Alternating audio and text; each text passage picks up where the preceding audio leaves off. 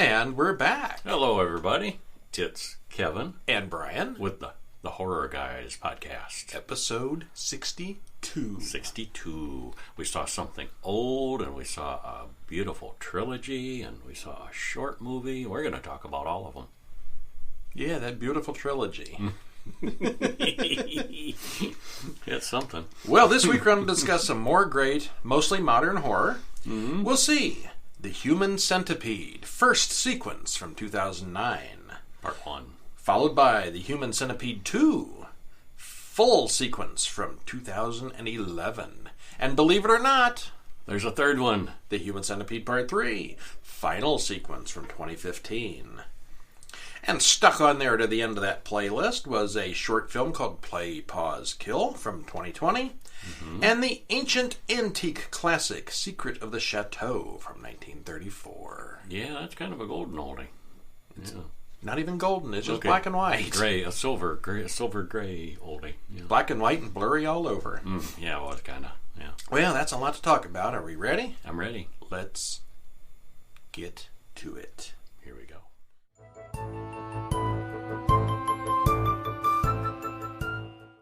Dun, dun, dun, dun, dun, First up is Secret of the Chateau. from 1934. It's not The Secret, it's just Secret. Secret of the Chateau. It's a secret. It's a secret. So, what was this movie about? Well, this one was directed by Richard Thorpe, written by Lawrence Blockman and Albert DeMond, stars Claire Dodd, Alice White, and Osgood Perkins. There's not enough good actors named Osgood. Not anymore. I've never met anybody named Osgood. Or Osbad either. So these were well-known actors at the time. They're not, household names now, but No, they were big names at the time. Universal always went for and they were fairly big people at the time. Some of them were silent actors that had made the transition to talkies. 1930. Because it was that time where talkies were kind of new. 3 years after Dracula and Frankenstein. Talkies had been around for 6 or 7 years probably. Yeah. Still a newish idea. Newish, yeah. So anyway. Well, in this one, a man arrives at an auction. The Duke has died, and his possessions are being auctioned off. Inspector Marotte comes in and asks the auctioneer about the auction. He says the old Duke was murdered, and he warns that the auctioneer might be in danger. A man walks into the shop and asks how much the auctioneer would pay for a Gutenberg Bible.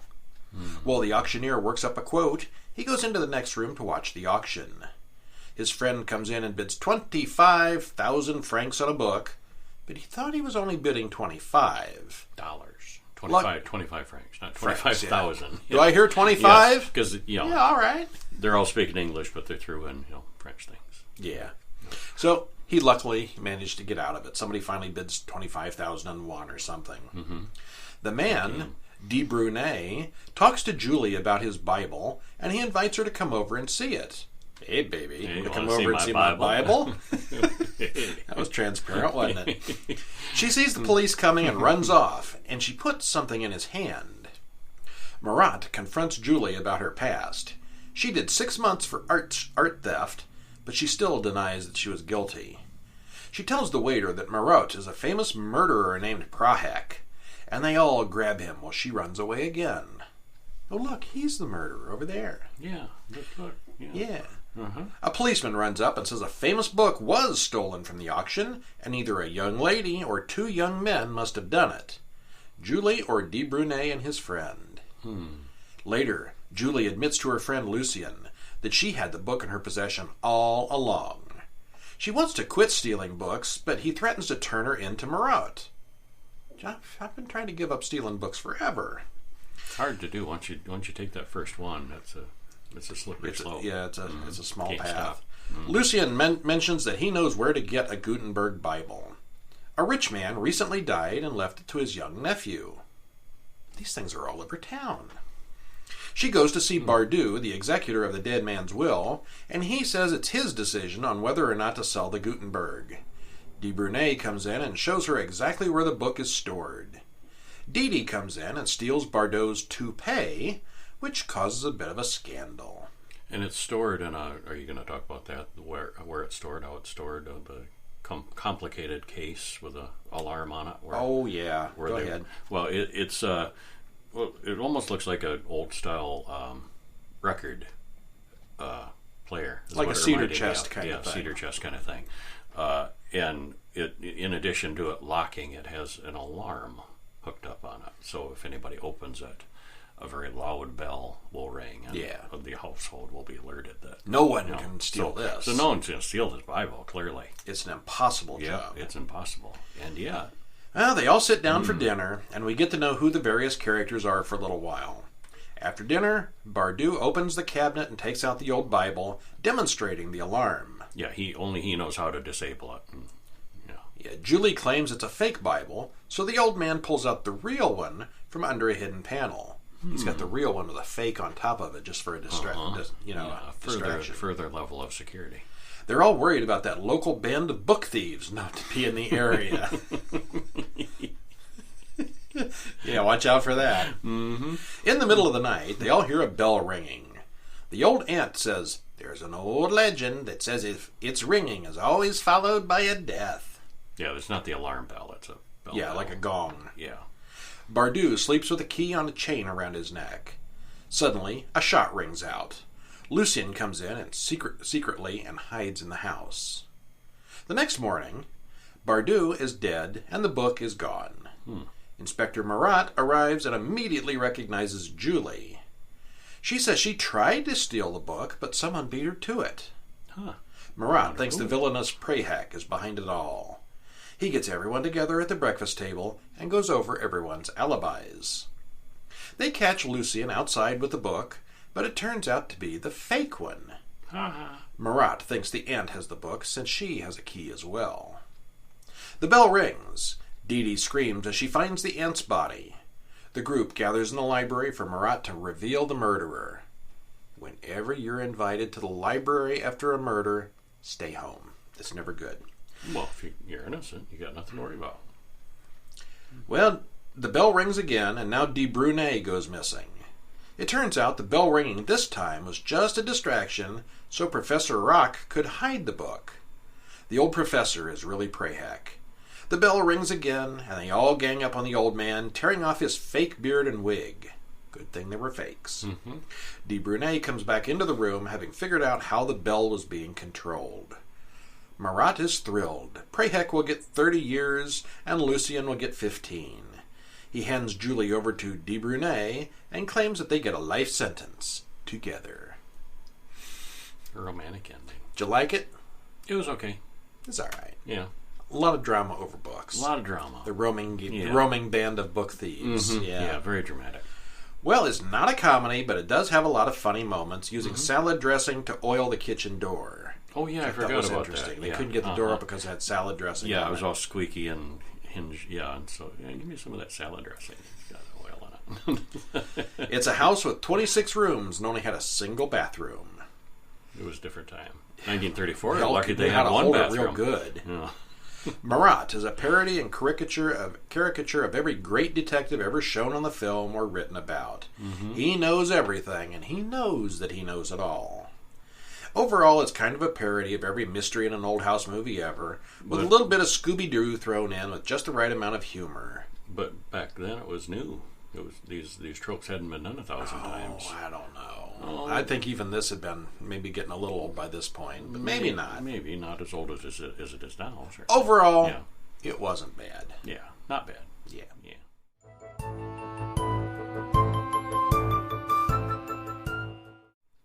Speaking of not bad, what else did we see? The Human Centipede. The Human Centipede. First sequence. Directed by Tom Six, written by Tom Six. Stars Dieter Laser, Ashley Williams, and Ashlyn Yenny. Runtime, hour and 32 minutes. 2009. Yeah. Well, did you like it? Yes, I did. Yeah, I did. This was my third time seeing it. I had seen the ending and cuts of this before. I had not seen the whole thing all the way through. It's one sick flick. It's good. Yeah, it's good. Yeah, it is. We open on Dr. Hyder sitting in his car looking at pictures of dogs standing mouth to butt. He arranges the photos to move the dogs closer and closer together to where they're overlapping. He gets out of the car and follows a man into the woods. He shoots him with the tranquilizer gun. Credits roll. collecting specimens. Lindsay and Jenny, a couple of American girls, are on vacation in Germany. You know, I read some trivia that was actually the last thing they filmed. The car? That opening sequence. Yeah. Yeah. Why? Because of reasons. Okay. Yeah. Didn't give a reason. Need to stretch this out another minute or two. It was. Well, they're out at night driving to a dance club and get lost on the dark road. Naturally, they get a flat tire. They leave the car and set out on foot across the woods to find help. They're American tourists in what is supposed to be Germany. Yeah. Yeah. It was actually filmed in the Netherlands, but it's set in Germany, and the lead actor's German. And he's the only German. Dieter Laser. Finally, they find a house. The detectives weren't? No, they were speaking like English, American. They sounded American, I think. No. I don't remember the accents. They could speak English. Yeah, I wasn't paying that close of attention. If they were heavy German accents, I missed it. Okay. Finally, they find a house, and guess who answers the door? It's Dr. Hyder. Well, he pretends to call the tow truck and gives the girl some water, drugged, of course. They both wake up chained to hospital beds, alongside the truck driver from the pre-credit scene. The truck driver isn't a match, so the doctor just kills him and buries him in the garden next to his 3-hound. Well, you want to experiment on animals first before you do it on people. But I think it was more than experimenting. He really loved that dog. Even when he got the human centipede later, he treated it like the dog. Yeah. Yeah. Yeah. Hyder brings home a Japanese man named Katsuro as another prisoner the next morning. Hyder explains that he's the leading surgeon in separating Siamese twins, but nowadays he's more interested in joining rather than separating people. He likes to bring people together. It's his dream to make a human centipede. Yeah, he's going to cut off their kneecaps and then sew them together, mouth to anus, creating a Siamese triplet, or as he calls it, a human centipede.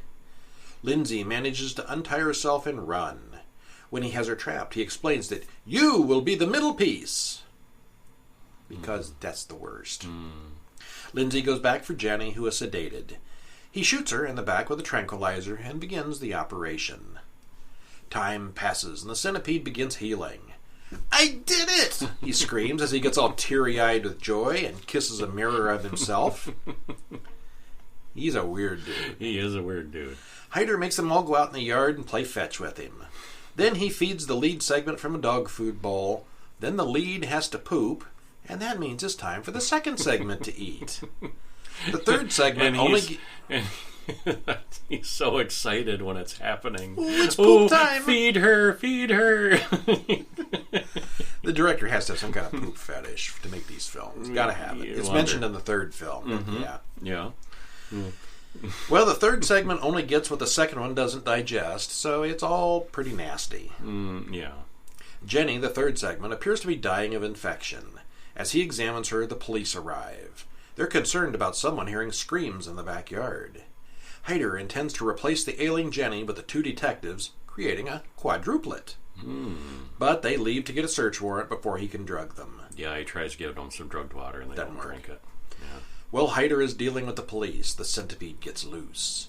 They cut up Hyder's legs and then slowly try to climb up the basement steps, with Hyder in a very slow, crawling pursuit. Yeah, it's the slowest None of them chase can scene walk. ever. Yeah.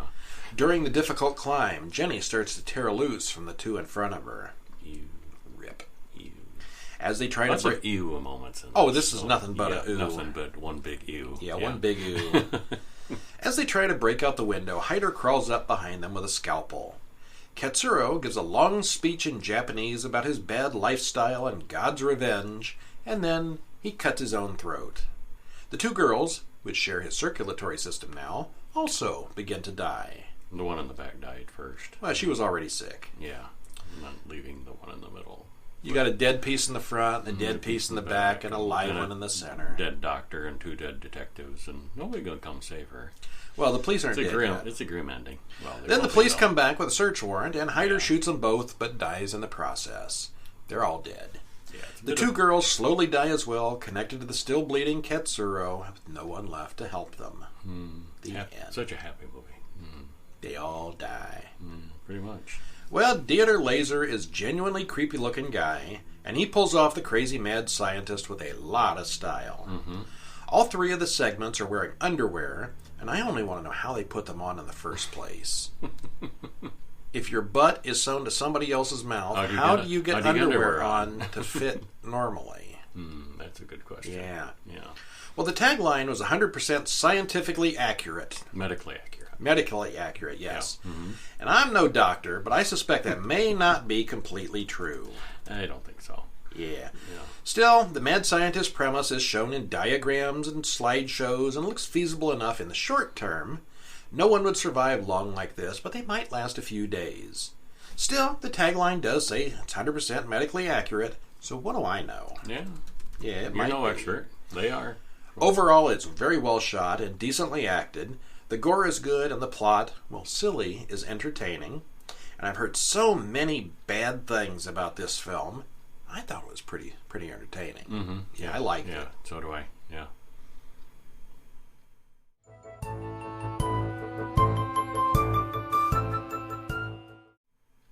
So, do we shoot a short movie?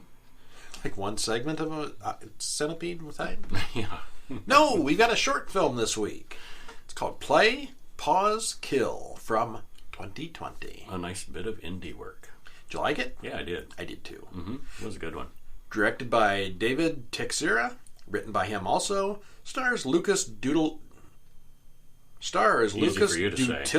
and Anastasia Gzacha. Yeah, and forgive us for those pronunciations. I believe it was French. Mm-hmm. Yeah, and that just mangled those names. Yeah. Runtime 13 minutes 45 seconds, and there's a link in the show notes. Check it out. You should check it out. Yeah, we begin with the woman Julie lying on the couch texting someone. She picks up a notebook and starts working on a screenplay, but she's not getting very far with it. The texting is in English, and it's English subtitled. And there's really not that much talking. So yeah, if you hate subtitles, it's all right. A little bit of French dialogue. Yeah. Okay, her boyfriend texts her back about watching a horror movie together sometime, and she thinks that's a great idea. He asks if the screenplay is horror-related, and she responds that yes, it is. He says he can bring a movie over that will inspire her, and she agrees. Her date finally arrives, and his name is Henry. He brings wine, and they drink a toast to her inspiration. She asks about his movie, and he brought along I Know What You Did Last Summer. They never do get around to watching the movie. Instead, they entertain themselves in other ways. That's all we're going to say about that. Wink, wink, nudge, nudge. This is a French film with subtitles. At one point, while getting ready for her date, Julie gets out of the shower, smells her armpit, and makes a horrible yucky face. After the shower? After the shower. Yeah, that seemed odd. Wow. Okay. Yeah. Okay, well, I can't say too much more without spoilers, but the effects are good, the acting is good, the camera work is good, and I thoroughly enjoyed it. It's all good. If you get a chance, take a few minutes to watch this short. It's worth it. Yeah, it is. And it's short. Yeah. Yeah. It was. Very good.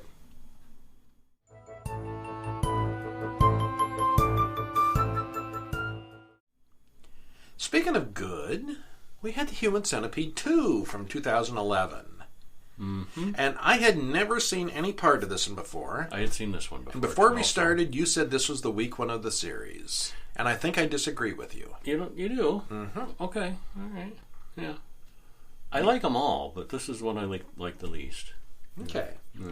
But, yeah, he's something. I'll give my sequence when we get to... I'll give my full sequence when we get to the end. He's something. Yeah, he's something. Lawrence R. Harvey, what a performance. He made this film. Wow. Yeah, wow. And then he's in the third one also, and he's completely different. Yeah, what'd you call him? A cross between the... I'll get to it. Okay, yeah. Okay. Directed by and written by Tom Six, again, same guy. Stars Lawrence R. Harvey, Ashlyn Yenny, and Maddie Black. So Ashlyn Yenny is the girl from the previous movie. She's in this one too. Mm-hmm. Lawrence Harvey was not in the first one. And this is an hour and 31 minutes. Link in the show notes because you gotta see this. Mm-hmm. Yeah, you do. Okay, so we see the centipede from the first movie as the two girls die.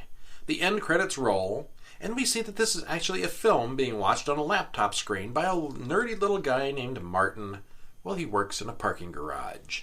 So the Human Centipede 1 is a movie within this movie. He's watching the Human Centipede 1, and he likes the movie. Yeah, this movie's real. The first one was just a movie. Yeah. Yeah, that's what they're saying. He likes it a lot. He goes out into the garage and shoots a young couple in the legs and then knocks them out. He pulls out his human centipede scrapbook and drools over it. Yeah, it doesn't take long to realize that he's kind of messed up. 2-3 minutes tops. Yeah, he quickly gets to it. He rewinds the movie and then watches it again. He's the Human Centipede film's #1 fan. Martin goes out and rents a warehouse space for his project. He kills the landlord, but then he regrets wasting the material by killing him. Soon we see that he has collected 4 living prisoners in the warehouse. His mother calls the psychiatrist to come over since he's been talking about a centipede with 12 people. The shrink gives some psychobabble reasoning, but he doesn't suspect what's really going on. He's sure it's just a passing phase. His mother, of course, just wants to die. She's weird. Yeah, she's weird. The man upstairs beats up Martin because his mother complained about the loud music. He studies the Human Centipede film, which is just a fictional movie, of course, but he figures out how to do it in real life. Yeah, he recreates the doctor's diagrams, and he's studying. They look like the same diagrams. Yeah. Traced them over the screen or something. He then captures a married couple, but leaves their baby in the car untouched. He messes up the adults, but he likes the baby. He doesn't kill the baby. He puts the baby back in the car and moves on. Throughout the film, Martin coughs, wheezes, and sweats profusely. He's clearly not a well man. He watches his favorite movie again, this time while masturbating with sandpaper. Yes, you heard that right. Yeah. I don't know how that works, but all right. Works for him. Once. He then calls the agent for the actress who played Jenny in the first movie and hires her to be in his film, which of course is not a film but reality. So he calls up the agent of the actress and says, "You want to be in my film?" And she's coming to wherever he is to audition for his movie. Now, you say that he calls. How we hear this is the voicemails that are left by her people, agent and so forth. At no point in this entire dialogue. film do we see him speak. He has no dialogue. There's some muttering off screen sometimes that is supposed to be him. But no dialogue. No, we never see him speak ever. No. Not a word. Yeah. He uses the phone and we just hear his voicemails playing. And he's weird looking enough and weirdly shaped enough and never speaks in this movie. I just assumed he was some kind of special kind of person that they got to do this. No, he's a and very then you see him in the third actor. Movie and he's just kind of a normal guy. Yeah. He's a little funny looking, but he's a very versatile actor and Yeah, he's very good. You'd think this might be a one-off kind of role, but no, he's actually just a regular actor. And what was the director told him in the audition? Rape a chair. In his audition, what should I do? Show me how you'd rape a chair. And you can see where that scene comes in useful here later on. Yes. I've never been asked to rape a chair. So anyway, he wants Jenny from the first film to be in his real centipede. His mother then gets on his case about his book and pets Millipede, so he kills her rather thoroughly. Boy, does he kill her thoroughly. He sets up the body later and you can see a hole right through her head. And he's got a great big nasty centipede pet. A pet one, yeah. Yeah, that he feeds bugs. And, a real live one. It's a vicious, stinging, biting, poisonous one, yeah. Yeah. And speaking of I don't know if you'll mention that later, it's in black and white. They filmed it in color initially and decided on black and white because of so much gore in this. There is so much blood and gore. And the mother's death is just one instance of gore. Yeah. You got blood and you got lots and lots of poop later on. Yeah, that too. Yeah, it'd be red and brown everywhere. Yeah. Okay, so happy with his work with his dead mother, he complains about the loud music again on purpose, and then knocks that guy out too. No more bullying for Martin. Nope. He packs up a bunch of duct tape and staplers in preparation for his surgery. Martin's a bit messy. He kills as many people as he kidnaps for his project. He kills another group in the parking garage, including his own psychiatrist. As he walks out of the garage, he passes the car with the baby still in it. It's probably been 4 or 5 days by now. The baby's still sitting there crying. Still crying. Yeah. Jenny arrives thinking she's auditioning for a Quentin Tarantino film. Whack! And Martin's the driver, taking her to the audition. She gets whacked, and now she's tied up on the floor with all the others. Now it's time for Martin to assemble the Centipede. And the way he whacks them to knock them out, it's amazing that any of them survived to Crowbar, wake up again. Whack! Yeah, this is his... Nobody's getting up after that. He doesn't use a tranquilizer dart like the doctor did in the first one. The doctor version, the first one, is theoretically possible. This, no, he's going to have a bunch of dead people. Yeah. But it's a movie. Yeah, it's a movie. First, it's the crowbar anesthesia for everyone. Once it quietens down, Martin knocks everyone's teeth out with a hammer. That was cringy. Mm-hmm. Lots of cringiness in this. Yeah, there is. Yeah. He cuts their knees in the same manner that he saw in the movie. Not being a real surgeon, he connects the people together with staples and duct tape. Mm-hmm. Butts to faces. Still, it's not long before Martin's dreams come true. He has his own centipede, just like in the movies. And he's brought to tears of joy. Yeah. Of course, there are problems. Yeah. They won't eat. They won't poop. They scream too much. He gives them all laxatives and watches the carnage. The seals with the staples aren't surgical like in the first film, so they tend to leak a little bit. Chain reaction with all of them. Yeah. It's something. And then things start getting beyond Martin's control. Mm-hmm. So this was in black and white, which was an odd choice. Like you said, it was just too gory. They had to cut it down to black and white from color. Yeah. Or at least that's the story. That's the story, yeah. And the film is totally worth watching just to see Lawrence R. Harvey show us just how creepy a human can be. Mm-hmm. This guy looks like the Batman's penguin mated with a frog, only he doesn't have any makeup or prosthetics on. He is awesomely weird and doesn't say more than a word or two in the entire film. Yeah, he's got an odd physique and very kind of bug-eyed. I think it was enhanced with makeup, the bug-eyedness. But he's an odd-looking fellow. Yeah, he is. Yeah, a little offbeat. Just a little. Yeah.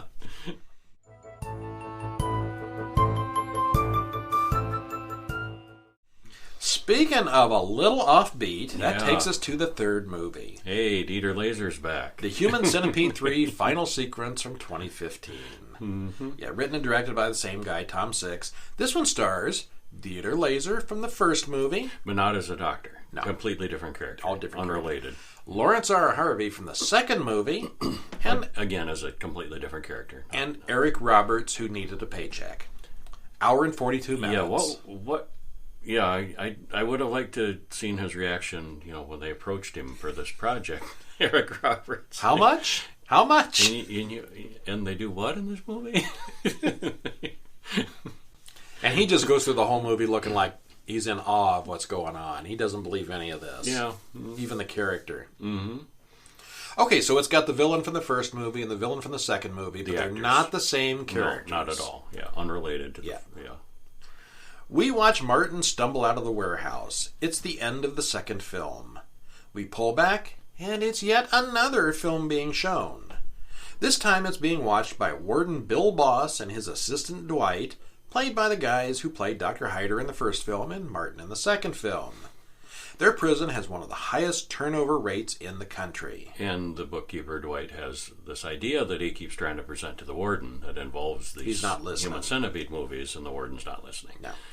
The warden has the most German accent I've ever heard from a so-called Texan. Well, he says he's a German. He mentions that he's not an American because he kind of makes fun of Eric Roberts being so ultra-American, and he's not an American really. He's a German, naturalized German. He said that? Yeah, he did say that. Oh, I thought he was just a Texan with a bad German accent. No, but it's funny because he's got the German accent, but also a cowboy hat and all that. A Texan accent on top of it. It just ends up being kind of weird. It's really weird. Yeah. He's hard to understand in this. A little bit. Yeah. He wasn't so bad in the first movie. He really plays it up in this one. Yeah, he's topping it with Texan. And the shouting doesn't hurt either. Yeah, he bellows a lot in this one. Oh boy, does he. Yeah. He demands respect, and he doesn't care who he has to hurt to get it. He wants to bring back medieval torture for prisoners. He has some really interesting new ideas in prison management, all involving pain and torture. Dwight, the assistant, keeps trying to explain that he knows how to solve all their problems, but the warden won't listen. The warden is, in fact, one of the most over-the-top, hilarious lunatics I've ever seen in a horror film. Mm-hmm. And there is a lot more humor in, well, the first two really had this no, whole movie's no a humor. joke. Yeah, this was very much just entirely spoofing itself. You know. The first one was a good concept. The second one was going for a total gross out. Mm-hmm. And this one is just sort of a parody of the first two. Mm-hmm. Dwight, on the other hand, seems almost ridiculously normal after his performance in the second film. Mm-hmm. Again, he's just a normal guy. A bookkeeping accountant guy. Yeah. Yeah. And after that, that second one, though, that was so weird. Before long, they get the word that the governor is coming for a visit this afternoon. This comes after the boiling water waterboarding session. The governor doesn't like Warden Boss, and he wants him gone. He'll return in 2 weeks, but he wants to see changes at that time. So we watch the warden waterboard a guy, cut off one's testicles before strangling him, break some arms, and other fun stuff. Just general brutality. Yeah. He keeps blaming the heat for all the violence. And he wants respect. All he wants is some respect. Dwight asks the doctor to watch the Human Centipede films, and the doctor says he already has. Oh, they're really good, he adds. The doctor loves them. Dwight finally suggests turning all the prisoners into a human centipede. How could criminals cause any more trouble like that? They wouldn't even need to have a library anymore. It's the ultimate deterrent to crime. Dwight then calls Tom Six, the producer and director of the films, to come and talk to the warden. He and the doctor talk, and the doctor says, "Yeah, I can do this." Because it is 100% medically accurate. It is. Mm-hmm. Dwight suggests a few refinements that would allow for the release of prisoners eventually. Tom Six insists on watching one of the real surgeries. Research. Mm-hmm. They show the films to the prisoners, explaining that this is in store for them, and they go berserk. Yeah, they don't appreciate the idea. The prison staff finally gets that under control, and then the surgeries start. There are multiple teams of doctors working around the clock, but they finally finish. There's even an extra special amputee version of the centipede for prisoners with life sentences. And what they call that? The human... Millipede or something. Slug? No. Human millipede? Something like that. Mm-hmm. But it was slightly different, because they had no arms or legs. They just sort of laid there. Yeah. The governor arrives, and the warden is ready for him. They go outside and see the human prison centipede. The governor is shocked and not at all impressed. The entire prison yard is one long chain. Yeah, it's like the movie poster. There's one long centipede with like 400 guys in it. This is all just completely illegal and unethical. Then, on the way home, he has second thoughts and comes back. It's just perfect. It's exactly what he was looking for. A happy ending for almost everyone. Yeah. Unless you're Dwight. Yeah. Or the secretary.